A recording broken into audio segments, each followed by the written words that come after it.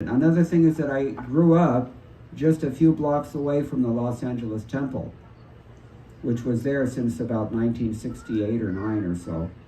So at least from that age, we'd seen the devotees around. In fact, we used to ride our bicycles past the temple and make fun of them. But actually I was attracted. And I always wanted to be a monk. In fact, about a year before she died, my mother told me that my grandmother had actually predicted this boy will be a priest. I don't know how she knew that, but she did. I'm sure she didn't know which religion, but she did say that. So anyway, I had the sentiment already, but it wasn't mature. We just used to get the Back to Godhead magazines, because you can't live that close to a temple and not get the literature. But we just used to look at the pictures, and I just found them very attractive. Later, as I got a little bit older and went to a private school, I continued that. I started to practice yoga. I became a vegetarian. And I was reading all kinds of spiritual books, everything I read. But, I couldn't really understand it. I read several editions of Bhagavad-gita even, but I couldn't understand them. And the main reason I couldn't understand them is because the publishers also didn't understand them. Kyonki evam parampara praptam imam rajarshi viduhu. This thing has to be received in succession. When I first saw Srila Prabhupada's Bhagavad-gita as it is, I thought the title was exceedingly presumptuous. Because, what about, there's so many other editions, why does he think that only his is, But then I read it, and it was like somebody turned on the lights, and everything was clear. It was very comprehensive, it was very practical, it was very, Prabhupada has his inimitable style and his expertise in cutting through illusion, and that's exactly what happened to me.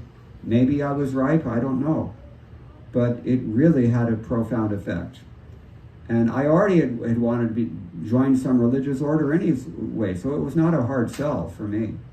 This is just my own experience. Other people have had different experiences. But I came as a result of Prabhupada's books, and that's why I always try to push on Prabhupada's books. Because look at this. Well, if you consider one thing, I really never had a great deal of Prabhupada's association, only for the last trip that he was in Los Angeles in 1976. I saw him at that time. And I was very young, just a teenager, early teens. And I was living outside also, so I was completely unimportant. There was no way that I could get in to see Prabhupada by 1976 because his association was exceedingly coveted. Still, somehow or other, I just happened to be there in the right time at the right place. And I saw him a few times when he gave the class. I honestly couldn't get much out of the class because his Bengali accent was so thick that I couldn't understand what he was saying. But I was really impressed by his when he walked into the room, it was as if the sun god walked into the room. He was just glowing. And many, many, many disciples have said this same thing, and I know very well from my own personal experience. That really, really impacted me in a major way.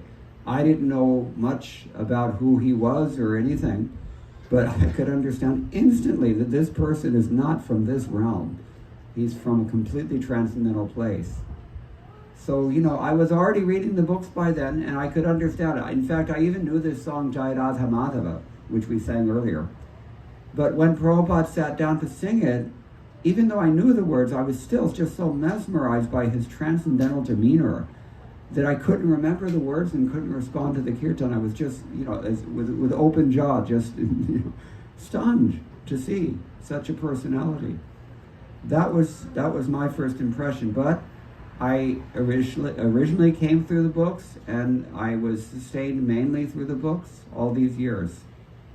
And that means that even those of you who have never seen Srila Prabhupada either, practically, that you can also follow the same process through his books. You can hear and chant, you can hear what he has to say, you can purify your own existence, and you can even share this wisdom with others.